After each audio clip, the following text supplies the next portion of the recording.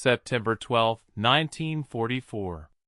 The relentless Pacific sun had already begun its fiery assault by 0800 hours when Major Robert Cowboy Stout expertly maneuvered himself into the confined cockpit of his F-6F Hellcat, stationed meticulously aboard the formidable USS Hornet.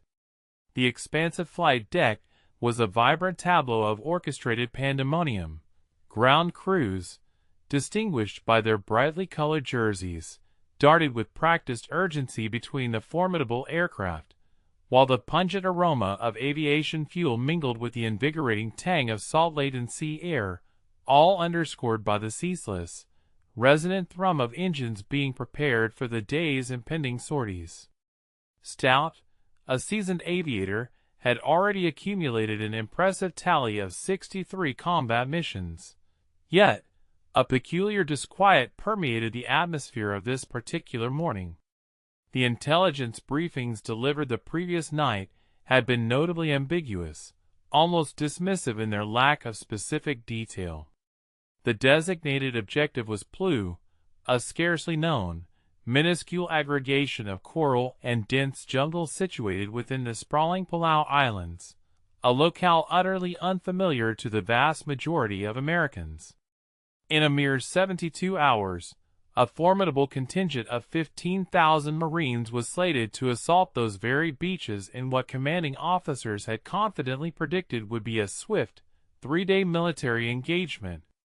A sobering historical note reveals the stark reality. This operation would tragically extend over 2 arduous months, ultimately exacting a devastating toll of nearly 10,000 casualties. However, the grim foreknowledge of this future was, at the nascent moment, mercifully withheld from Stout. His assigned task, on paper, appeared deceptively straightforward: to conduct a thorough reconnaissance flight over the northern airfields, meticulously capture photographic evidence, and promptly return to deliver his findings. The High Command urgently required definitive confirmation that Japanese aerial capabilities within the region were indeed negligible. Prior reconnaissance sorties had consistently reported the airfields as either completely deserted or, at best, only lightly fortified. Stout's assignment was, in essence, a perfunctory verification, a final checkbox to be ticked before the full-scale invasion commenced its inexorable momentum. He had executed scores of these ostensibly innocuous milk runs previously, missions characterized by their tedious routine, the kind where the most significant peril lay in the potential for an accidental slumber at the controls during the protracted return journey. Yet, on this occasion, the intelligence assessments proved to be catastrophically erroneous. As Stout's Hellcat gracefully approached Plu from the eastern quadrant, maintaining a cruising altitude of 8,000 feet, he initiated his established protocol for a standard photographic sweep. The high-resolution camera, strategically mounted behind his cockpit, was designed to automatically capture a series of overlapping images as he maintained a perfectly straight and level trajectory over the designated target zone. It was precisely at this juncture that his gaze fell upon an astonishing spectacle, a vision that simultaneously sent an icy chill coursing through his veins and propelled his finely honed tactical intellect into an instantaneous state of hyper-alertness. The airfield was unequivocally not abandoned; rather, it was densely populated. Numerous rows of Japanese aircraft sat in an unnervingly tight formation, wingtip to wingtip on the tarmac, resembling an orderly, if menacing, arrangement of sardines in a tin. The iconic Mitsubishi A6M0s, those notoriously agile fighters that had dominated the initial phases of the war, the formidable Nakajima B-5N torpedo bombers, and the potent Aichi D-3A dive bombers, every single one fully fueled, comprehensively armed, and poised to unleash a devastating onslaught upon the unsuspecting invasion fleet that was, at that very instant, relentlessly steaming towards Plu. Stout rapidly conducted a preliminary count. His extensive combat experience enabled him to swiftly and accurately estimate the density of the aircraft, a minimum of 40 planes, and quite possibly more, ingeniously concealed beneath camouflage netting near the verdant jungle's edge. This was emphatically not a token defensive contingent. This was a fully constituted strike group, meticulously positioned and primed to launch a calamitous assault on the American vessels just beyond the horizon.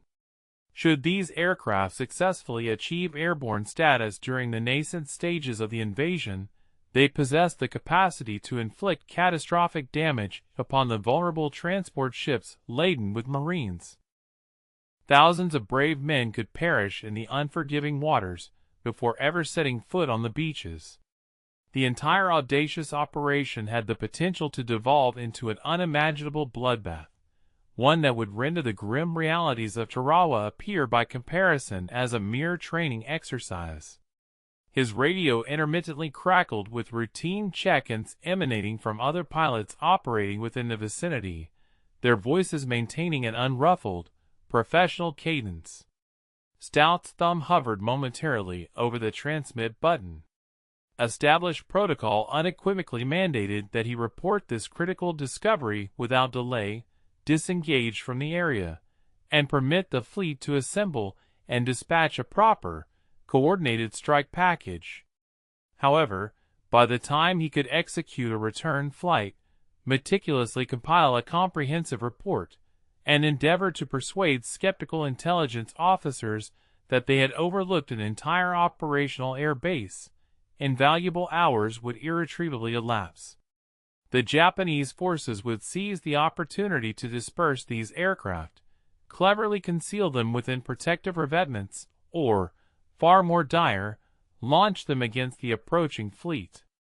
At this precise moment, however, they remained utterly exposed, veritable sitting ducks, likely awaiting confirmation from their own dawn reconnaissance of the invasion fleet's precise position before initiating their preemptive strike. Stout executed another pass, this time descending to a lower altitude of 3,000 feet to obtain a more granular visual assessment, his discerning photographer's eye meticulously cataloging every minute detail even as his ingrained fighter pilot instincts screamed urgent warnings about potential anti-aircraft emplacements. The sprawling airfield extended along Plu's northern coastline, featuring a solitary runway ingeniously carved from the unforgiving coral and dense jungle terrain, with expansive dispersal areas fanning out symmetrically on both flanks. What particularly arrested his attention was not solely the sheer volume of aircraft, but rather the highly unusual manner in which they were arranged. Someone on the ground had committed a grievous error, likely driven by the pressing imperative of preparing for their own offensive mission. The planes were meticulously parked in tight, orderly rows, with barely 15 feet separating each individual aircraft. Standard operational procedure would have dictated their wide dispersion, cleverly hidden beneath the natural canopy of trees, and rigorously protected by robust revetments. Instead, they presented an almost surreal tableau, as if meticulously lined up for a ceremonial inspection day at a flight training academy. Through the transparent expanse of his canopy, Stout could distinctly observe ground crews actively engaged in movement between the closely packed aircraft. Diminutive figures clad in khaki uniforms were diligently maneuvering fuel drums, transporting heavy ammunition belts, and performing meticulous pre-flight inspections. They remained utterly oblivious to the presence of an American fighter silently circling above them. Why would they be aware? Japanese early warning radar systems in this particular sector were, at best, rudimentary, and single aircraft reconnaissance flights were sufficiently common occurrences that they seldom triggered a full-scale alert. The pervasive sense of complacency was almost palpable, even from an altitude of 3,000 feet. These crews, Stout surmised, believed they commanded the skies this morning. They believed they possessed an abundance of time. Stout's tactical analysis engine was operating at its peak computational capacity. He had received comprehensive training in ground attack methodologies at Pensacola, dedicating weeks to perfecting strafing runs against static target sleds and the inert hulks of painted trucks. The established doctrine was unequivocally straightforward: execute a low and rapid approach, deliver a singular, devastating pass against the target, and then swiftly extricate oneself before hostile ground. Fire could accurately track the aircraft. However, this doctrine presupposed an engagement with merely one or two isolated targets, not an entire operational air base. His formidable Hellcat was equipped with 6.50 caliber machine guns, symmetrically mounted in the wings, 3 on each side, with each weapon loaded with a substantial complement of 400 rounds. This afforded him a grand total of 2,400 rounds. And given the Browning M2's formidable cyclic rate of 750 rounds per minute, he could sustain approximately 12 seconds of continuous, concentrated fire before completely depleting his ammunition reserves. 12 seconds to effectively neutralize 40 enemy planes. The numerical equation, in any conventional interpretation, simply did not yield a viable solution. Yet, the more Stout meticulously scrutinized the airfield's layout, the more he became acutely aware that conventional strategic thinking was utterly inapplicable in this unique scenario. Those aircraft were not merely parked in close proximity. They were dangerously positioned directly adjacent to their vital fuel supplies. He could distinctly discern the fuel drums, stacked conspicuously beside each plane, likely brimming with high-octane aviation gasoline awaiting transfer into the aircraft's tanks for the anticipated morning strike. A single, accurately placed tracer round impacting a fuel drum would instantaneously transform it into an explosive device. One burning aircraft would inevitably propagate its inferno to its immediate neighbors. The Japanese, in their haste, had inadvertently engineered a colossal chain reaction, a catastrophic event merely awaiting ignition. This engagement, Stout realized, would not hinge upon individually shooting down 40 aircraft. Rather, it would be about igniting a singular fuse and allowing the inexorable forces of thermodynamics to complete the destructive work. He quickly verified his fuel gauge. Ample reserves remained for the impending strike and the subsequent return flight, with a comfortable margin. His ammunition counter unequivocally indicated full loads across all 6 formidable guns. The Hellcat, beneath him, felt intrinsically solid, exquisitely responsive, and unequivocally prepared for the crucible of combat. This particular aircraft had steadfastly borne him through 63 previous missions. He harbored an unwavering trust in its capabilities, akin to the profound faith a rider places in a loyal and capable steed. However, such trust did not, and could not, entirely eliminate the inherent risks. Down below, somewhere amidst the dense jungle foliage enveloping the airfield, Japanese anti-aircraft positions lay in wait. Type 96 25mm autocannons, likely the standard light anti-aircraft weapon within the Japanese arsenal. Their crews would be meticulously scanning the expansive sky, fingers poised on triggers. The moment he initiated his first pass, the instant those powerful machine guns began their guttural roar, every single gun position on that island would erupt, illuminating him with a torrent of fire.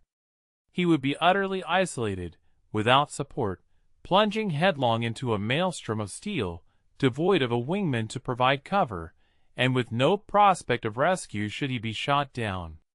The critical decision point crystallized within Stout's mind with an almost unnerving clarity. Every precious second he spent merely circling above was another second those enemy aircraft remained poised to inflict death upon American sailors and Marines.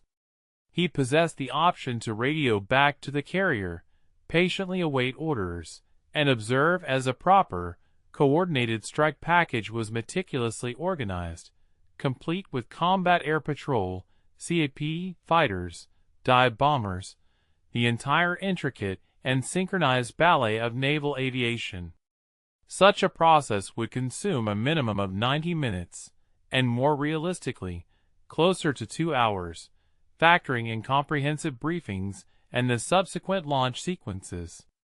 By that time, Japanese spotters would undoubtedly have reported the precise location of the invasion fleet.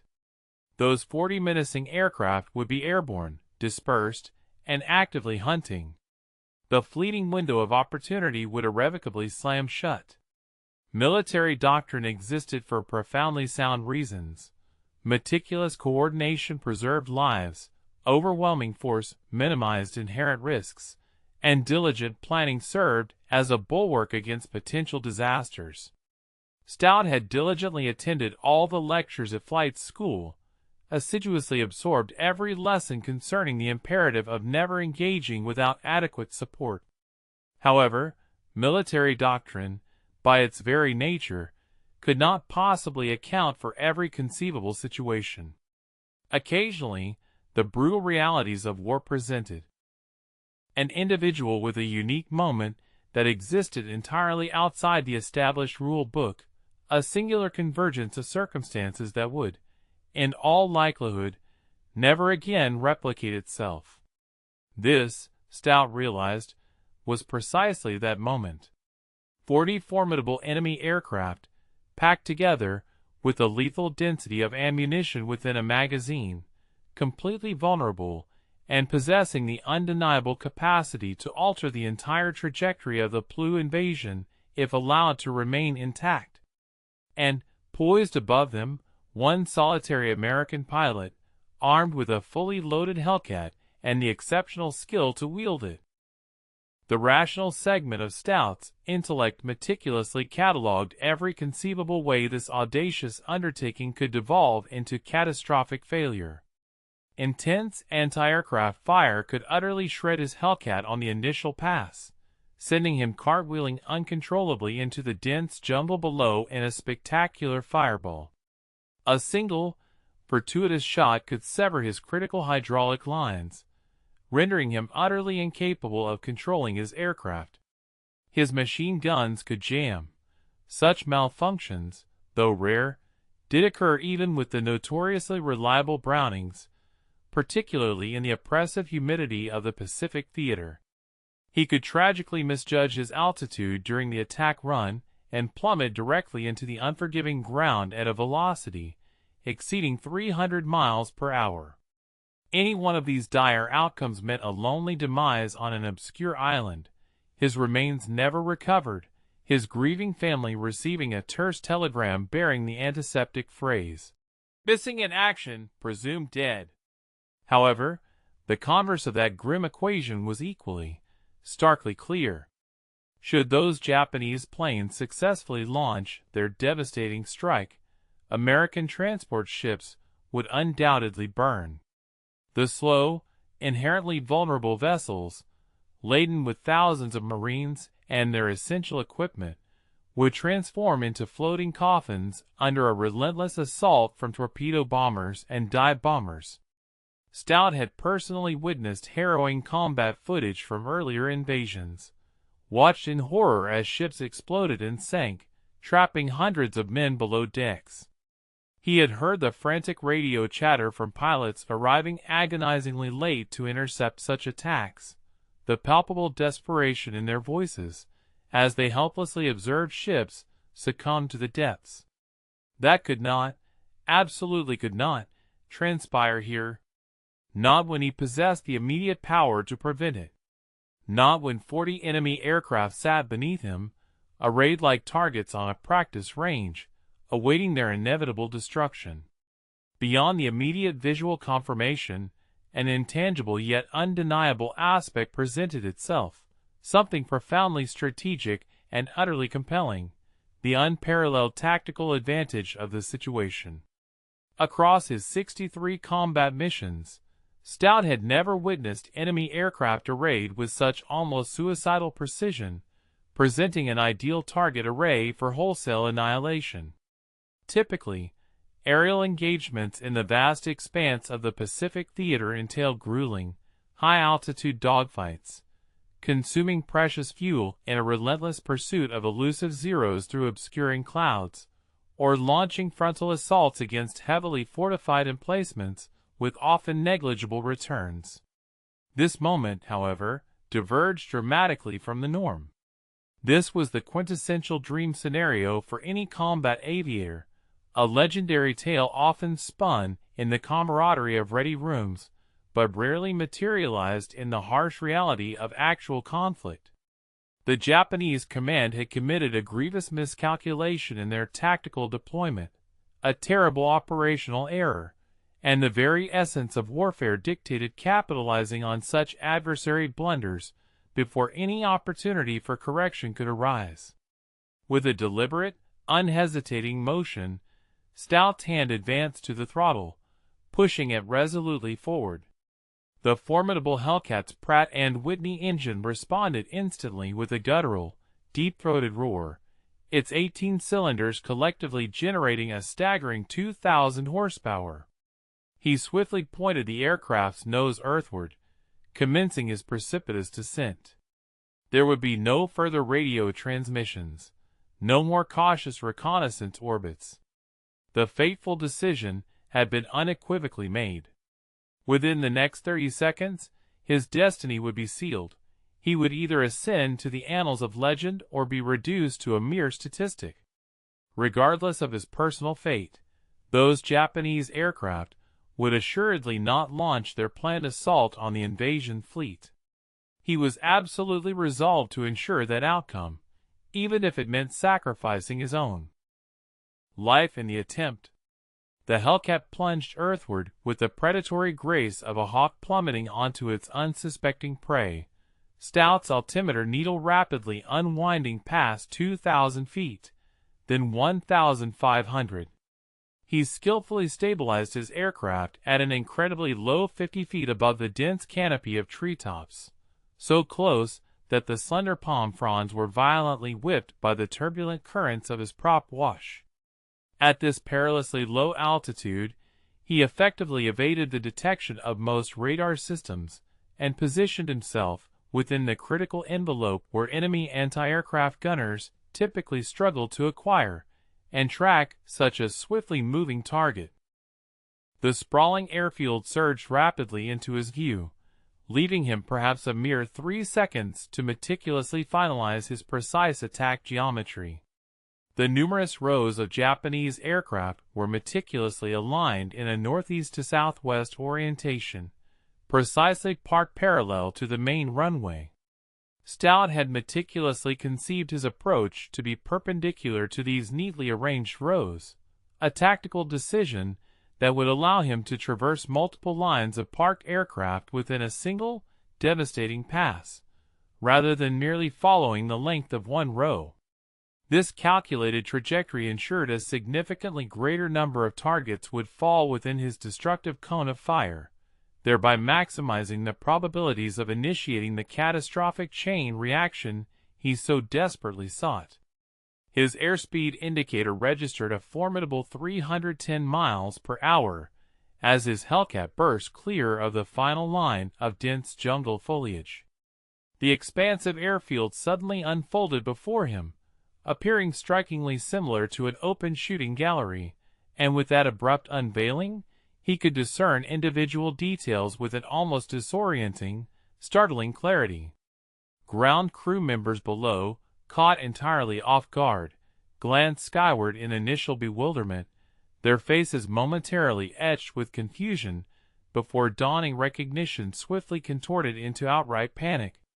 Stout's keen eye registered the precarious sight of fuel drums stacked 3 high adjacent to each aircraft, and a specific Zero fighter with its engine cowling agape, clearly still undergoing routine maintenance.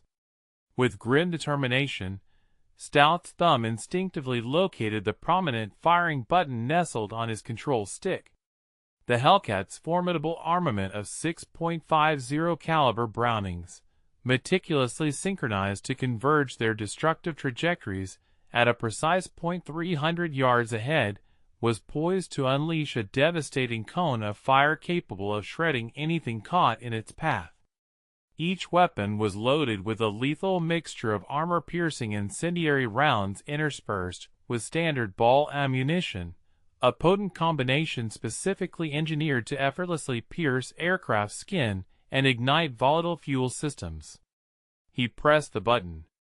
The powerful Hellcat instantly shuddered violently as all 6 guns erupted in a synchronized, thunderous volley, the cacophony akin to the sound of massive canvas being ripped apart, amplified 1,000-fold.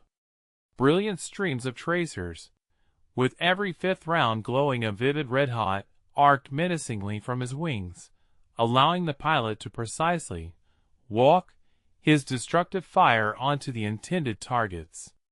Stout meticulously directed his fire towards the initial row of parked aircraft, specifically targeting a discernible gap between 2 zeros where he had observed a precarious cluster of fuel drums.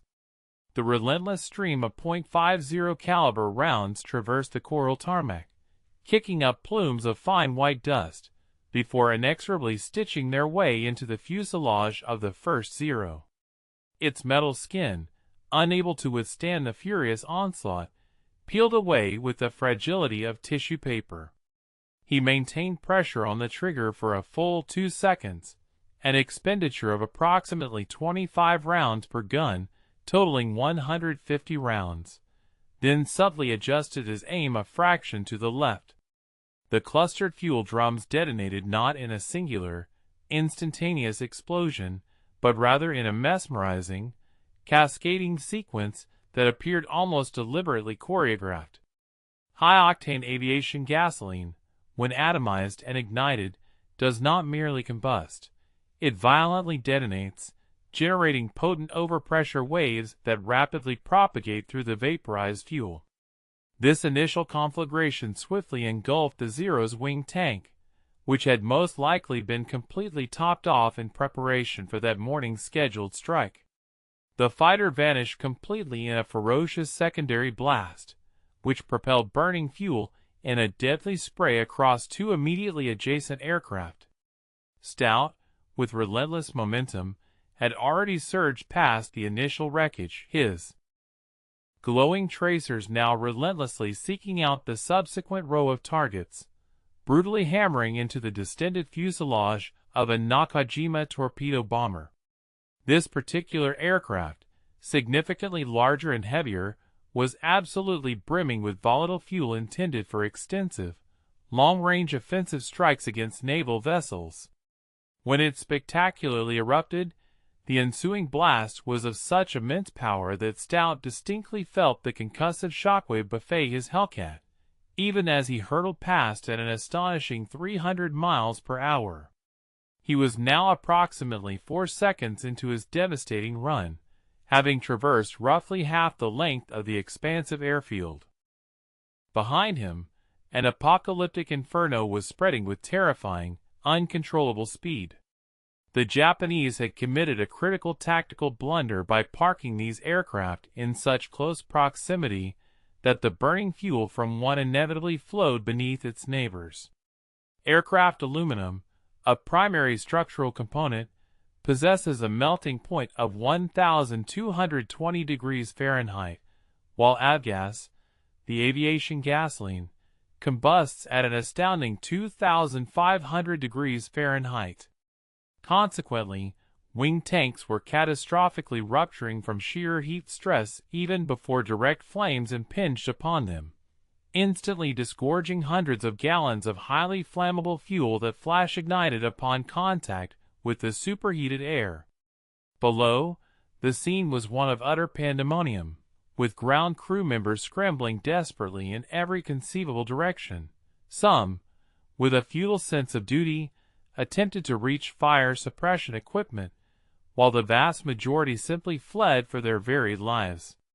Enemy anti-aircraft positions, belatedly roused to action, began to react, their muzzle flashes winking erratically from camouflaged emplacements strategically positioned near the runway. However, Their defensive fire was largely uncoordinated and wildly inaccurate, as they were merely tracking the burgeoning columns of smoke and the generalized chaos rather than the precise, fleeting trajectory of the Hellcat, which had already surged far beyond their effective fields of fire. Undeterred, Stout maintained an unyielding pressure on his trigger, continuously hosing torrents of rounds across the third and fourth successive rows of parked aircraft. A tightly packed line of Aichi D-3A dive bombers absorbed the brutal impact of his concentrated fire, their relatively thin aluminum skins offering absolutely no meaningful protection against the formidable .50 caliber armor-piercing rounds. One particular bomber, he observed, still had its ordnance loaded. He caught a fleeting glimpse of bombs conspicuously slung beneath its wings in the mere fraction of a second before his tracers found their mark. The resulting explosion was nothing short of catastrophic. A truly massive detonation occurred, unleashing a colossal mushroom cloud of dense black smoke that billowed violently upward. Shrapnel, propelled by the immense force of the blast, mercilessly shredded two adjacent Zeros as if struck by a giant shotgun, instantaneously transforming these once pristine fighters into grotesque, twisted metal sculptures. The concussive shockwave resonated with such intensity that dislodged debris audibly pattered against Stout's reinforced canopy, small fragments of aircraft pinging off the resilient glass.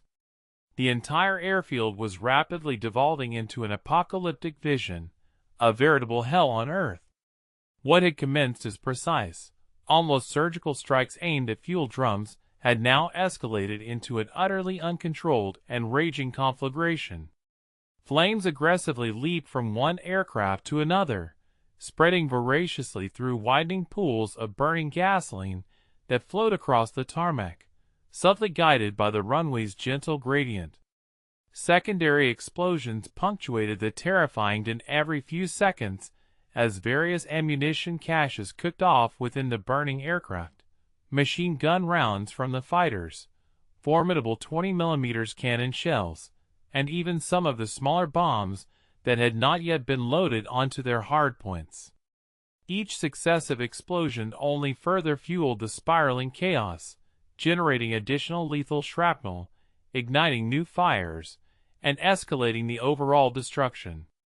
The smoke, now ascending in thick, ominous black columns, was the sort of unmistakable plume that would be clearly discernible from the carrier task force situated some 50 miles distant. Desperate ground crew members, many of whom had been diligently performing routine maintenance, found themselves tragically trapped between the rapidly advancing walls of burning aircraft and the impenetrable density of the surrounding jungle. Stout, as he thundered past, caught fleeting, harrowing glimpses of their plight in his peripheral vision, men frantically diving into narrow drainage ditches for cover, others futilely beating at encroaching flames with their jackets in doomed attempts to salvage aircraft that were already irrevocably condemned. A massive fuel truck, which had been in the process of servicing the bombers, absorbed a concentrated burst of his relentless fire and detonated with sufficient force to violently flip it onto its side, its substantial cargo of high-octane fuel contributing an additional 1,000 gallons to the already raging inferno. The sheer intensity of the heat was now so profound that Stout could distinctly feel its oppressive presence even within the confines of his cockpit, despite his speed of 300 miles per hour, a palpable wave of thermal energy that caused the very air to shimmer and visibly distorted his critical view of the remaining targets ahead. His ammunition counters, a stark indicator of his relentless expenditure, were now winding down with alarming rapidity. He estimated that he had expended approximately half of his total load during that singular, devastating pass, perhaps a staggering 1,200 rounds across all 6 of his formidable guns. Yet, the ensuing destruction was clearly multiplying exponentially, far exceeding anything he could have accomplished through direct gunfire alone. The Japanese, through a series of critical operational oversights, had inadvertently engineered a perfect storm of vulnerability.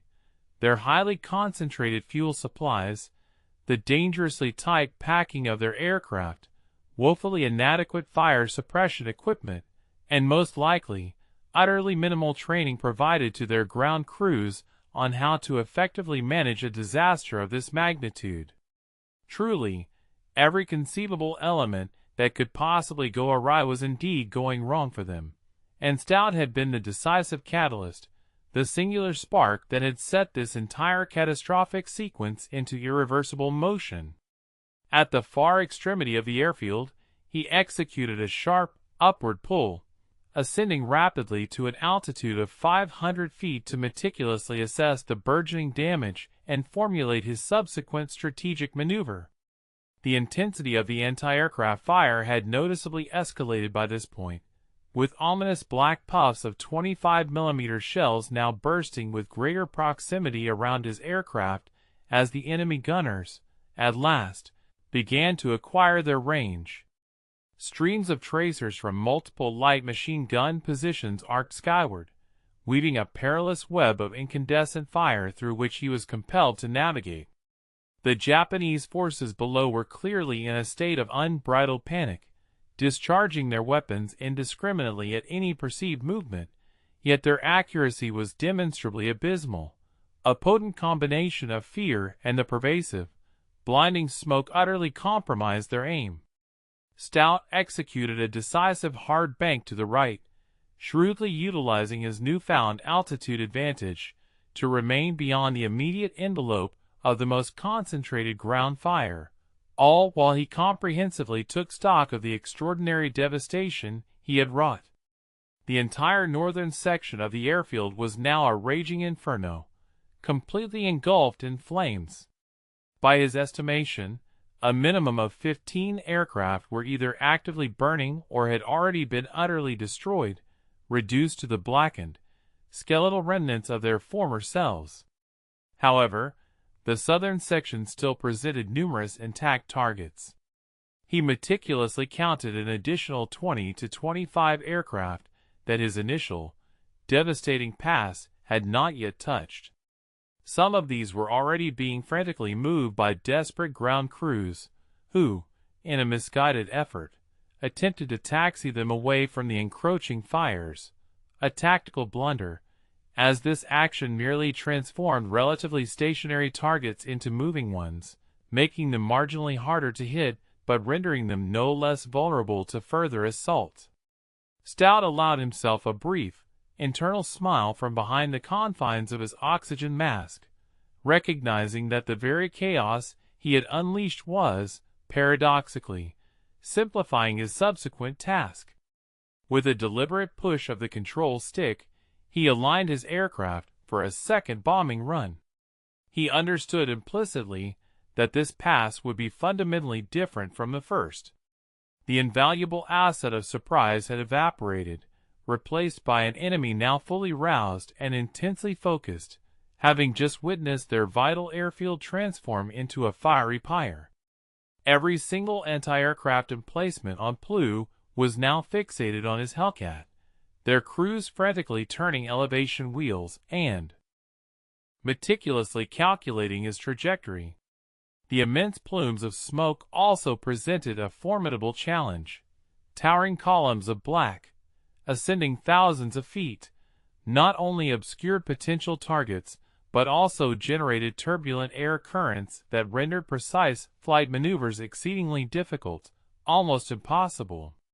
Nevertheless, the remaining Japanese aircraft on the southern dispersal area posed a threat equivalent to those already engulfed in flames. He recognized the imperative to neutralize them. For this approach, he altered his vector, commencing his attack from the southeast rather than merely retracing the path of his initial assault. This strategic shift adhered to fundamental tenets of combat aviation survival: never replicate an attack pattern, as enemy gunners quickly learned to anticipate and counter. His airspeed was marginally reduced, stabilizing at approximately 280 miles per hour. This offered him enhanced target resolution, allowing for clearer identification, but concomitantly exposed him to a greater risk from ground fire. This compromise was deemed essential. At 310 miles per hour, the landscape below had been an indistinct blur. At 280 miles per hour, however, he could meticulously select individual targets and ensure that every precious, dwindling round found its mark. His ammunition reserves were indeed reaching a critical juncture, with perhaps only 800 rounds distributed across all 6 guns, equating to a mere 6 seconds of continuous firing time. The anti-aircraft barrage erupted into a macabre spectacle of lethal light. Streaks of tracer fire crisscrossed his flight path with terrifying proximity, some projectiles glowing so intensely that he could discern their individual passage beyond his canopy. A 25mm shell detonated a mere 30 feet to his left, close enough that its shrapnel audibly scraped and rattled against the fuselage of his aircraft. Another shell exploded directly ahead, compelling an instantaneous swerve to the right, momentarily disrupting his aim during a critical second.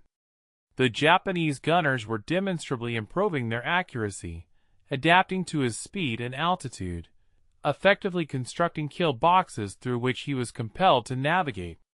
At this point, Stout's rigorous training instinctively took command. Never maintain a straight flight path for more than 2 seconds.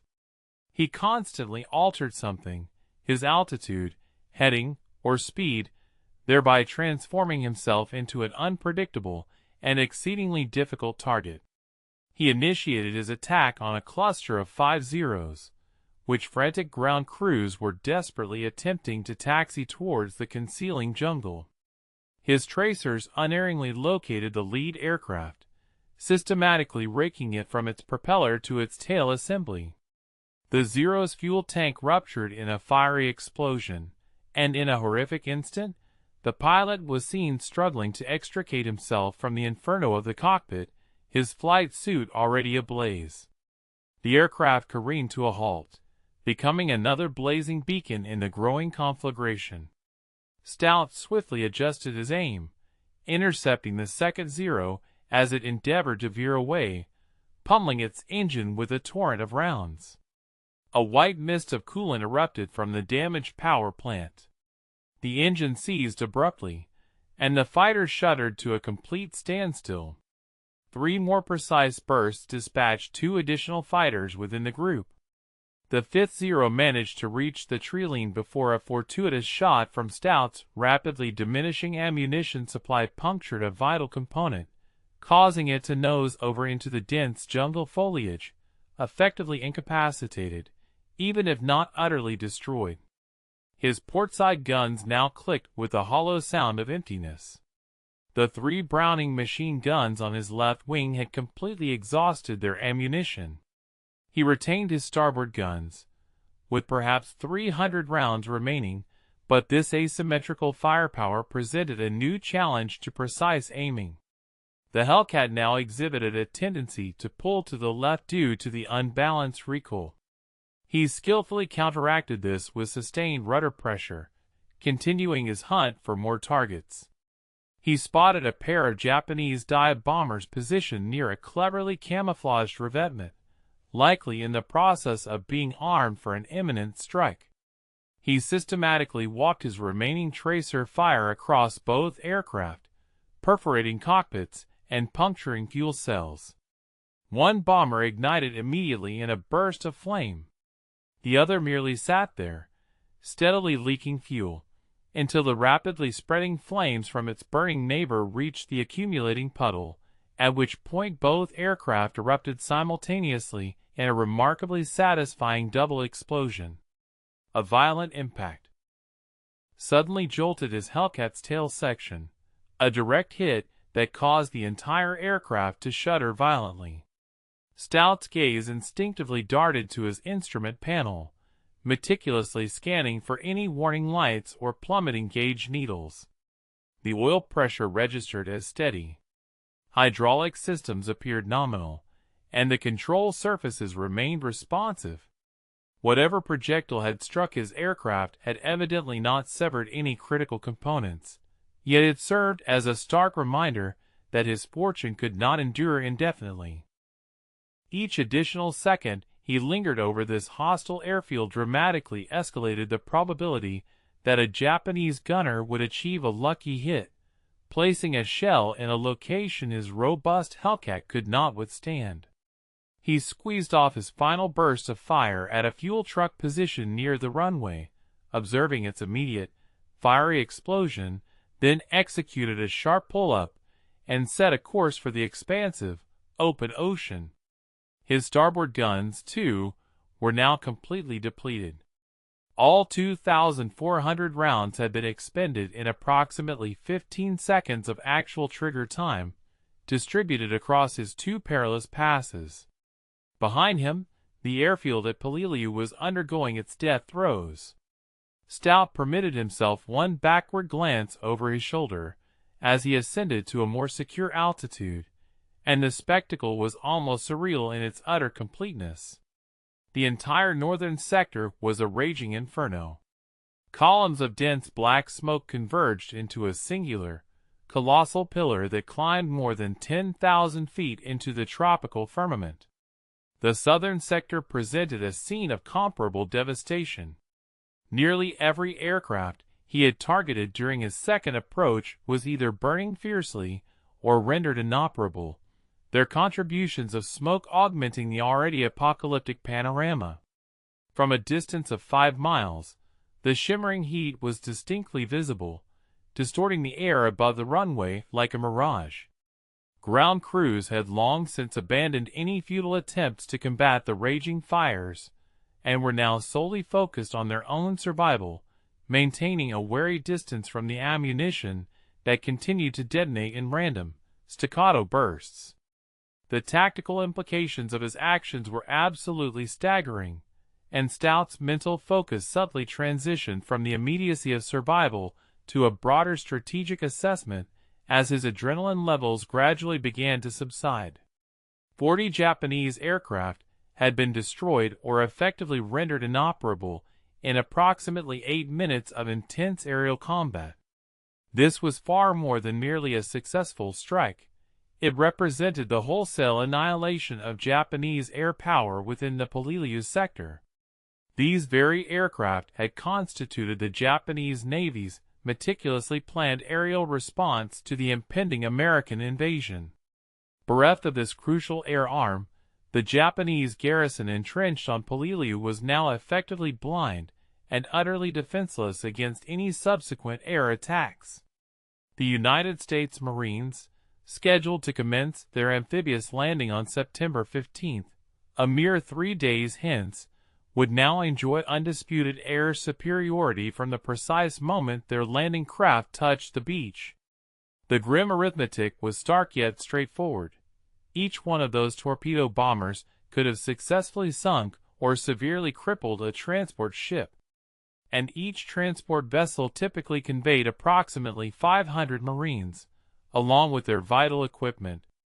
A coordinated aerial assault by even half of those 40 aircraft could have utterly devastated the invasion fleet, transforming the relatively shallow waters off Peleliu into a watery graveyard of men and material. Stout, through his singular initiative, had single-handedly averted that catastrophic nightmare scenario. The Marines who would soon storm those heavily defended beaches would likely never learn his name, nor would they comprehend that their unopposed landing was made possible by the audacious decision of one pilot to assault an entire air base alone. Yet, they would be alive because of it. This was the profound calculus of war, an intricate, often invisible network of cause and effect where the seemingly isolated actions of an individual could ripple outwards, ultimately saving or condemning thousands of lives. Beyond the immediate tactical victory, there was also the expansive strategic landscape to consider. Japanese commanders throughout the Palau Islands chain had been heavily relying on those very aircraft for both offensive and defensive operations. Their complete loss instantly shifted the entire theater balance of power.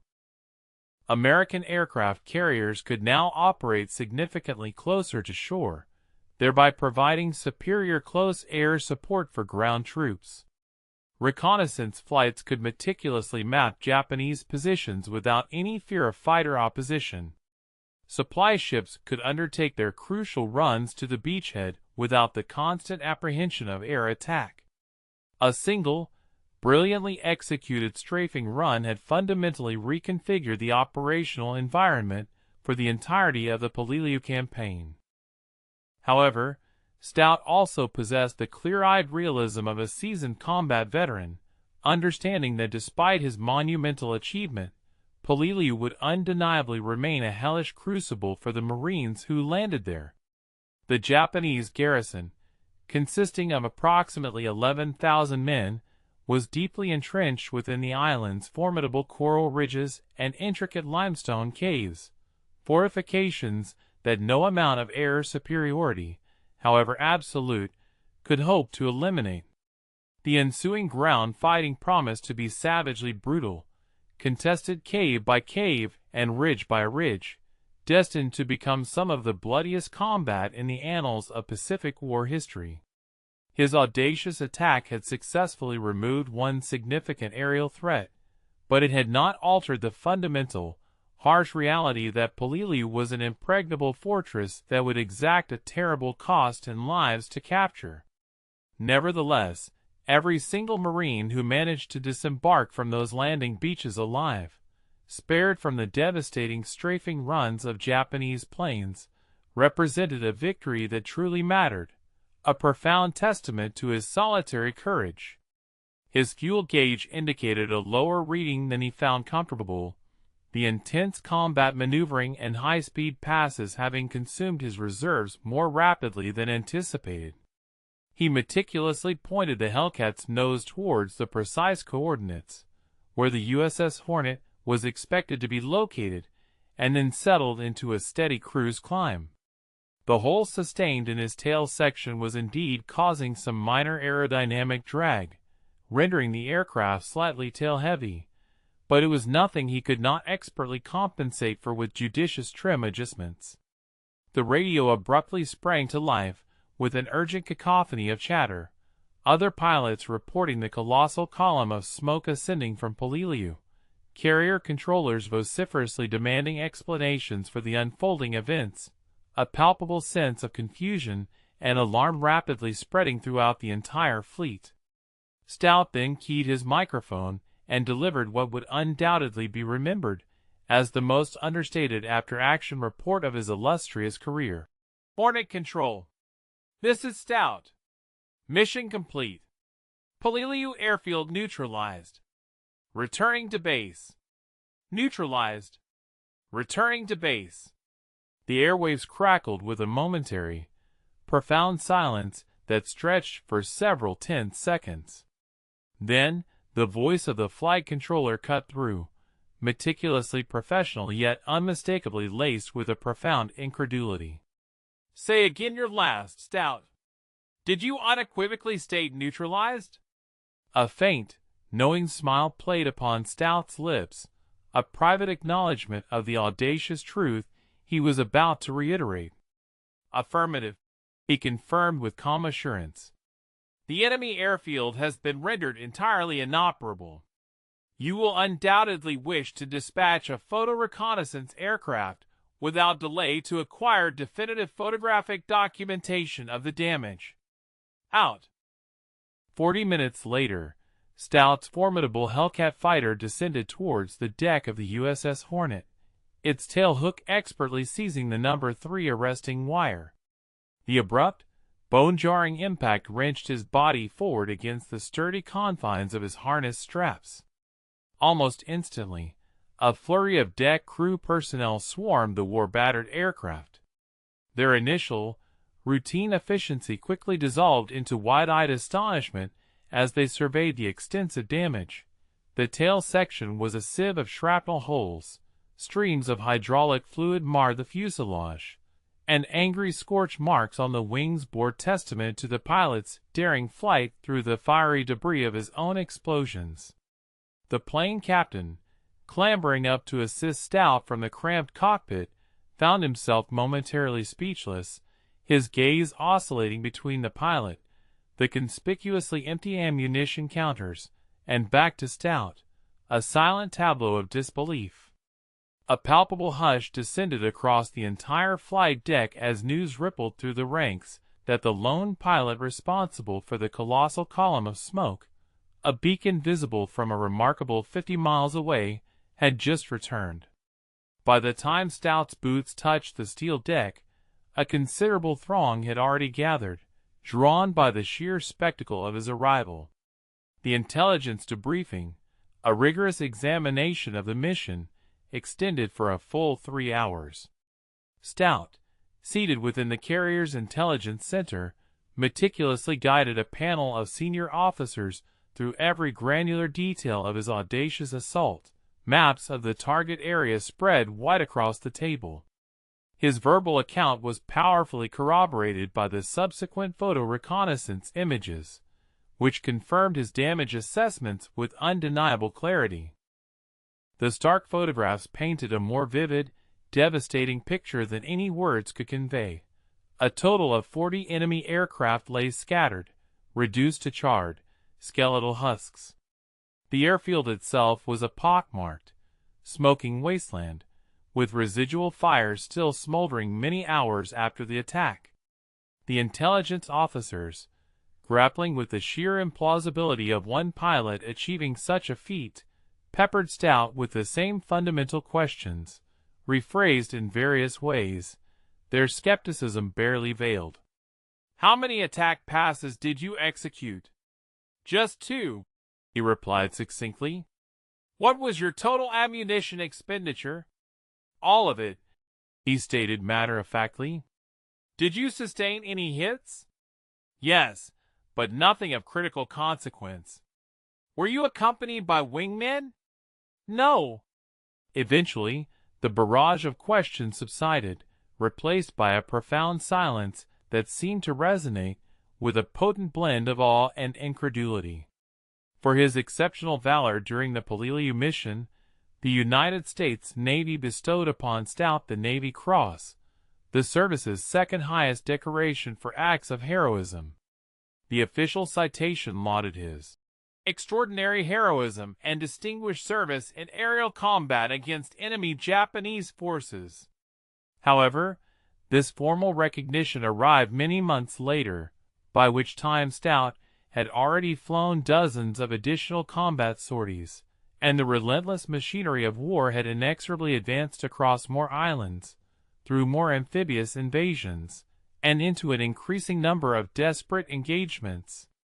Among his fellow pilots, Stout maintained a marked reticence concerning the Peleliu operation, typically deflecting inquiries with modest shrugs or deftly changing the subject. In the competitive, often boisterous ready-room culture of carrier aviation, where egos frequently ran high and pilots vied to recount the most thrilling war stories, Stout's quietude was notably conspicuous. He had undeniably achieved something genuinely extraordinary, yet he appeared almost discomfited by the attention it invariably attracted. Following the cessation of hostilities in August 1945, Stout seamlessly transitioned back into civilian life. With the same steadfast, quiet determination that had so distinctly characterized his military tenure, he established roots in California, immersing himself in the burgeoning aerospace industry during the post-war economic boom. There, he raised a family and cultivated a life that, from an external perspective, appeared entirely unremarkable. He seldom, if ever, broached the subject of his combat record, even among his closest confidants. His children matured with only a superficial awareness that their father had once been a decorated Navy pilot, a silent hero living an unassuming existence. It was not until many decades later, when dedicated military historians embarked upon the meticulous task of documenting the Pacific Wars lesser-known, but pivotal actions, that Stout's unparalleled Peleliu mission finally began to garner the significant attention it so rightfully deserved. Researchers, painstakingly sifting through archived after-action reports and carrier deck logs, unearthed the irrefutable documentation of his solitary assault and promptly recognized it as one of the most devastating single-pilot strikes ever recorded in the annals of aviation history. The mission's far-reaching influence on military doctrine, though often subtle, proved undeniably profound. Air Force and Navy tactical schools subsequently incorporated Stout's audacious attack as a seminal case study, meticulously analyzing its principles for exploiting enemy errors and comprehensively understanding secondary effects. The strategic imperative of targeting concentrated enemy assets to initiate cascading failures became an enduring cornerstone of modern ground attack strategy. His unwavering willingness to act decisively when confronted with a fleeting, yet critical, opportunity, even when it extended beyond the explicit parameters of his original orders, became an exemplary model of the kind of proactive initiative that contemporary militaries strive assiduously to cultivate in their commissioned officers. The Peleliu mission conclusively demonstrated that, under the precise confluence of circumstances, a single pilot endowed with exceptional skill, unwavering courage, and a modicum of fortune could indeed alter the trajectory of an entire battle.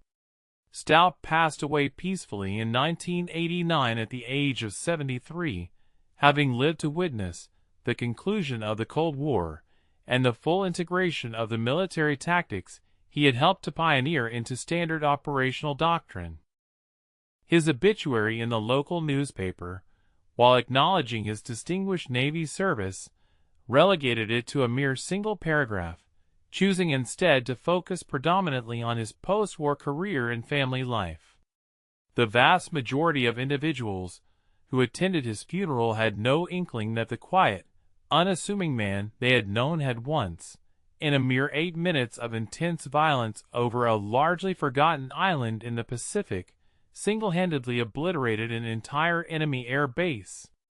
However, the Marines who stormed the perilous beaches of Peleliu on September 15, 1944, and were spared the devastating onslaught of torpedo bombers and dive bombers, those men owed their very lives to a singular, momentous decision made by one pilot in the critical seconds before he committed his Hellcat to a steep dive and unleashed a torrent of fire upon 40 vulnerable, stationary targets.